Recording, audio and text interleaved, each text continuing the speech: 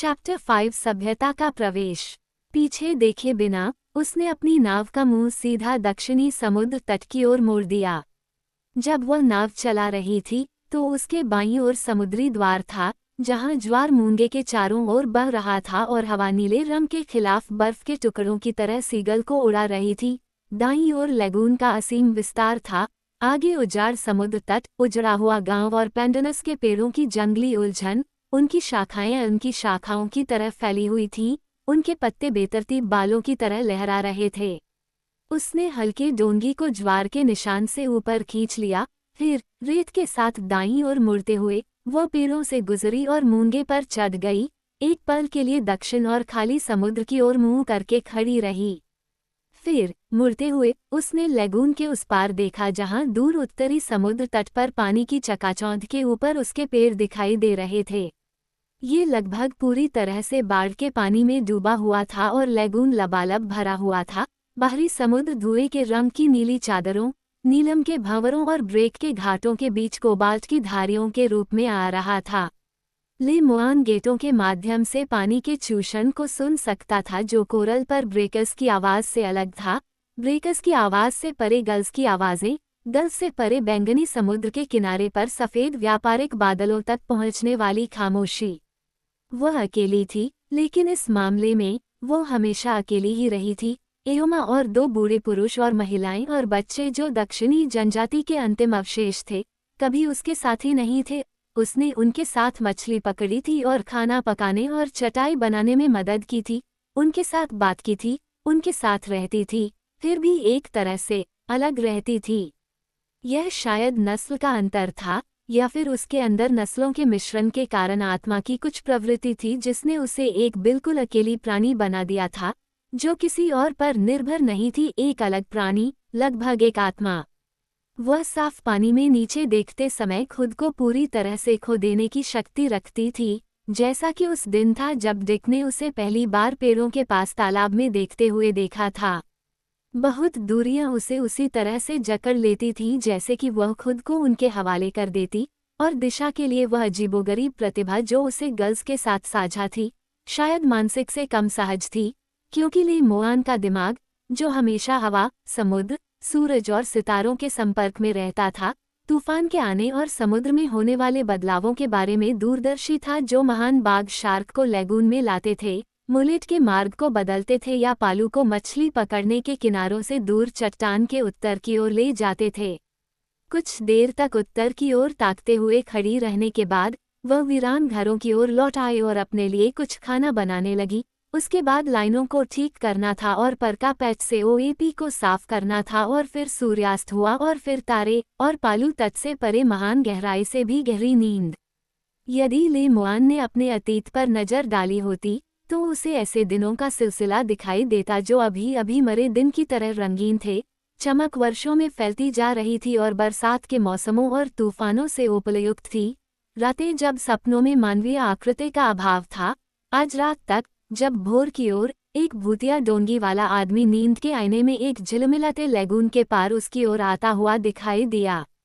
फिर जब सपना टूट गया और दृश्य लुप्त हो गया, ले मुआन आखिरी तारों के नीचे जाग उठी। अचानक उसके दिल में भय व्याप्त हो गया और उसकी आंखें बड़ी हो गईं, लेकिन अभी भी नींद के कारण वह आधी अंधी थी।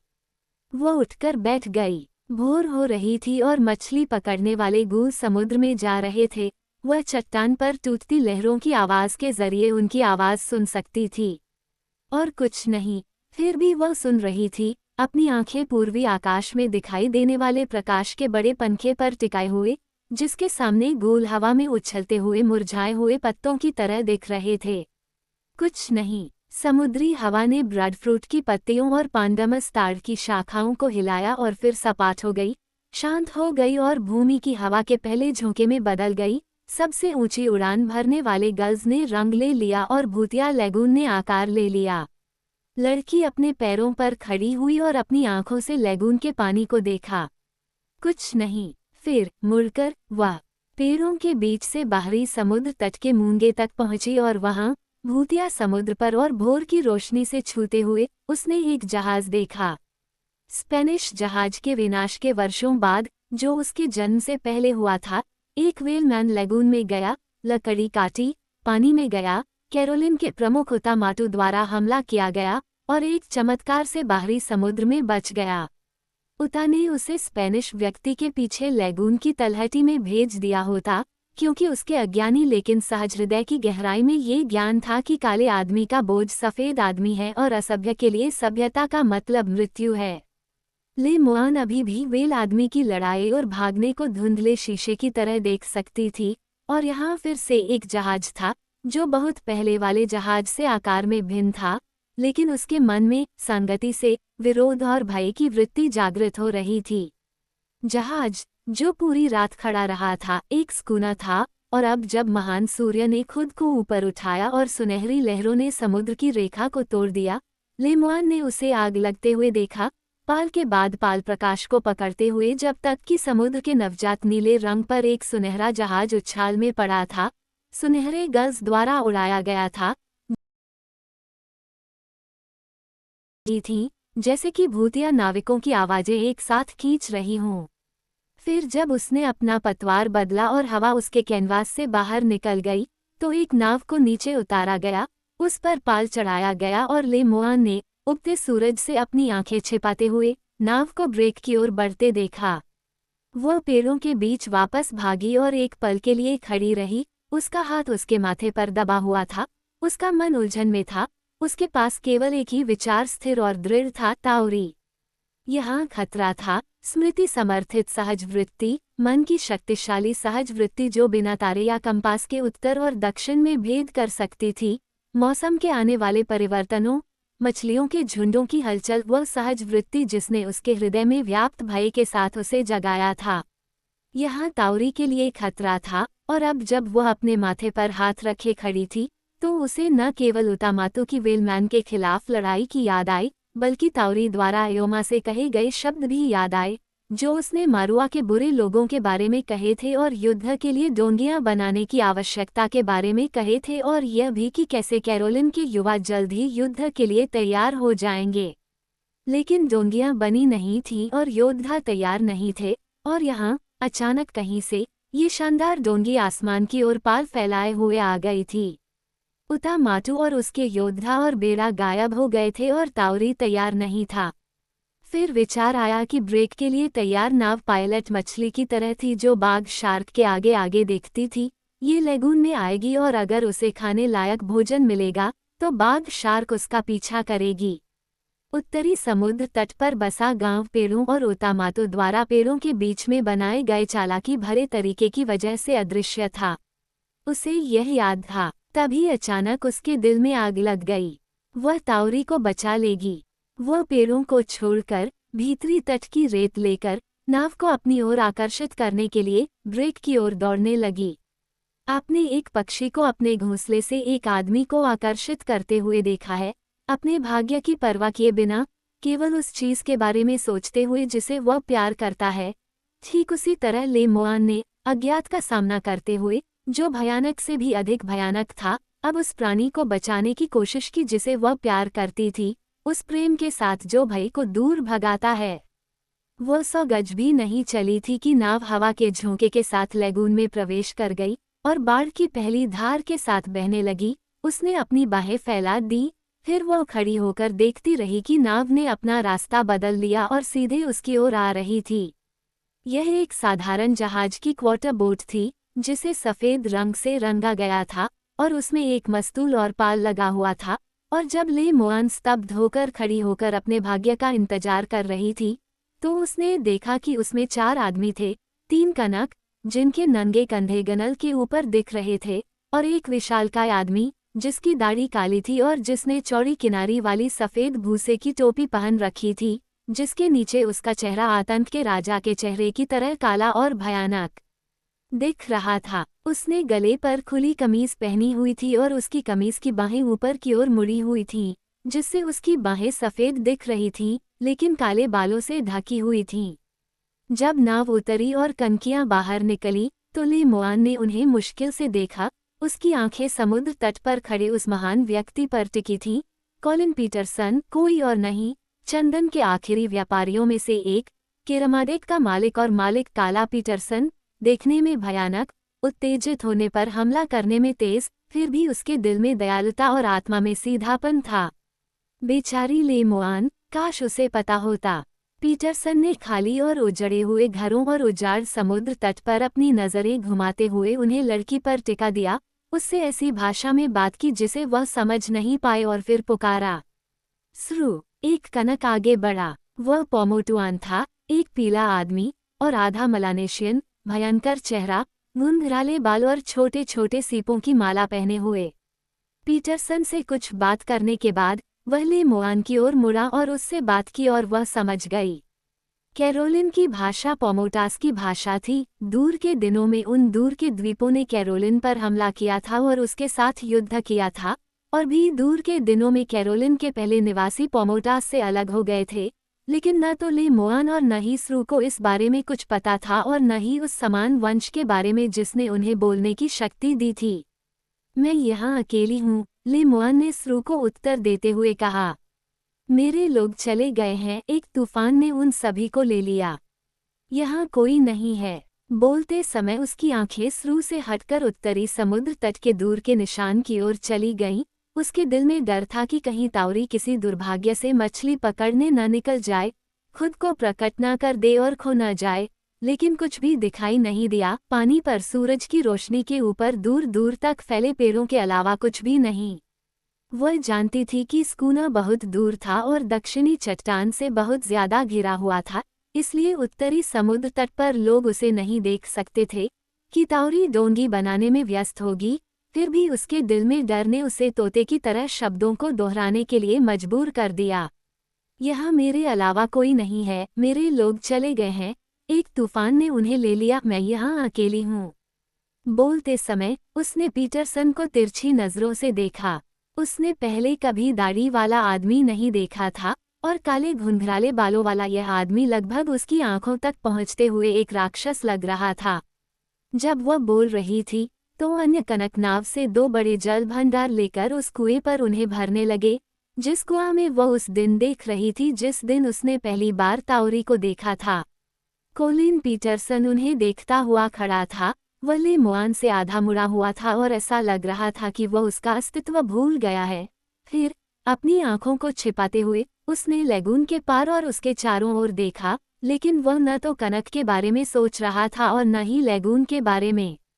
वह ले मुआन को कोस रहा था। उसे इस लड़की से कोई मतलब नहीं था।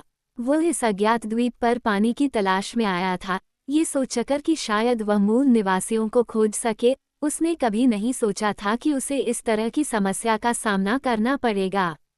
इस असहाय प्राणी को उसके भाग्य पर छोड़ना असंभव था। फिर भी केरमाडेक जहाज पर उसे लेकर वह क्या कर सकता था? अगर वह कोई पुरुष या लड़का होता तो मामला काफी आसान होता, लेकिन अगर वह लड़की होती, अगर वह उसे ले जाता तो उसे उत्तरी द्वीपों में से किसी एक पर कनक के बीच कहीं उसके लिए घर ढूंढना पड़ता। वह अमाओं के लिए रवाना हुआ था, लेकिन उसने सोचा कि वह जगह किसी काम की नहीं थी। कनक बहुत बुरे लोग थे। जब वह इस तरह खड़ा होकर उसके बारे में सोच रहा था और उसे घूर रहा था, ले मुआन अभी भी उसे देख रहा था। वह भयानक आदमी जो अपनी आंखों से ताउरी को खोज रहा था। क्या वह उसकी कहानी पर विश्वास करेगा? क्या वह उसे मार देगा? भयानक पापलगी की पुरानी कहानियां उसके दिमाग में शाम के अंधेरे में चमगादड़ों की तरह दौड़ रही थीं जो उसकी विचार शक्ति पर छा गई थीं। वह नहीं जानती थी। वह केवल इतना जानती थी कि उसे इस बात की परवाह नहीं थी कि उसने उसे मारा या नहीं, जब तक कि वह उसकी कहानी पर विश्वास करता है और ताउरी को चोट पहुंचाए बिना चला जाता है। तभी अचानक नाव में पानी के आखिरी ब्रेकर पीटरसन ने स्रू की ओर देखा और उसे नाव पर लाने के लिए चिल्लाया। पीटरसन की उलझन आम तौर पर ईशनिंदा में ही व्यक्त होती थी, और जब बिग फेलर मास पीटरसन ने इस तरह की बातें शुरू की तो स्रू ने कभी भी बूट की आवाज़ का इंतज़ार नहीं किया जो निश्चित रूप से आने वाली थी। उसने ले मुआन को बांह से पकड़ा और उसे नाव की ओर धकेल दिया। एक क्षण के लिए उसने प्रतिरोध किया, फिर उसने हार मान ली। वह लुढ़क गई और मस्तूल के आगे बैठ गई, जैसा कि कोई सपने में देखता है। कनक के तनावग्रस्त कंधे और तनी हुई भुजाएं, जैसे वे झुकते और बंदरगाह और दाईं ओर के गनलों को पकड़ते हुए नाव को बाहर ले गए। उसने उन्हें जहाज पर लुढ़कते देखा।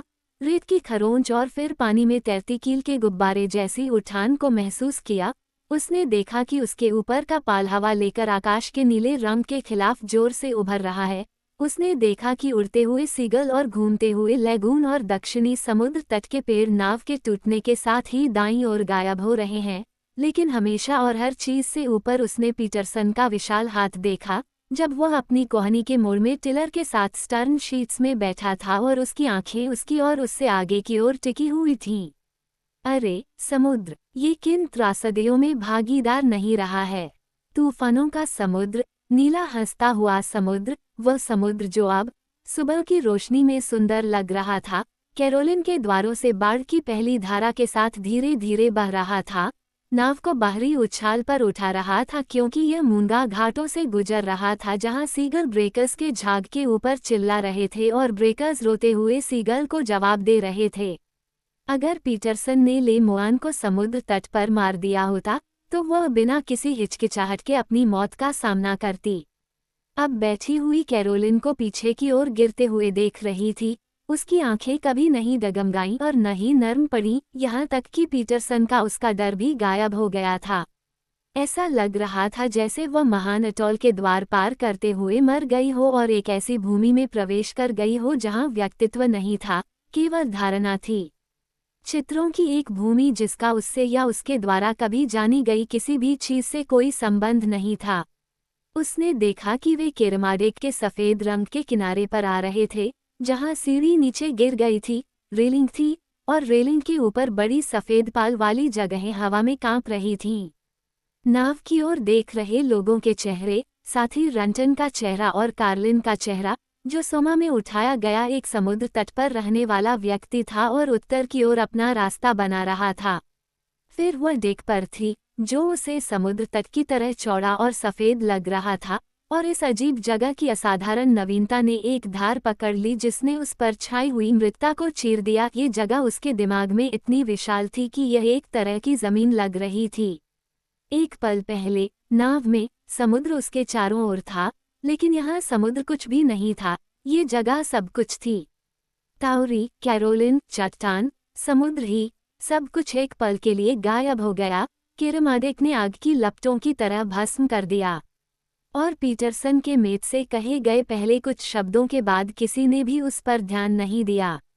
वे नाव में चढ़ने में व्यस्त थे और अब जब ऊपर कैनवास की गड़गड़ाहट और ट्रेसिंग बंद हो गई और पाल नीले रंग के खिलाफ पूरी तरह भर गए, तो गल्स की आवाजें आने लगीं, रीफ से गल्स और गहरे समुद्र के गल्स जो अब चल रहे केरमाडेक के पीछे उड़ रहे थे। ले मुआन ने खुद को अनदेखा महसूस किया और सावधानी से चलते हुए मौसम की रेलिंग के पास पहुंची। उसने चट्टान और कैरोलिन के दूर के पेड़ों को देखा और उसके पीछे पीछे चल रहे गल्स अब उत्तर और दक्षिण की ओर उड़ रहे थे, जैसे कि उन्होंने पीछा छोड़ दिया हो। फिर रीफ लाइन समुद्र की चकाचौंध के नीचे से गायब हो गई और रीफ की आवाज और गल्स की चीखें दूर चली गईं, जबकि पेड़ों की चोटियां लगातार बढ़ती दूरी से व्यर्थ ही लड़ रही थीं, कभी उस दृश्य से चिपकी हुई थीं, कभी पूरी तरह से बह गई थीं।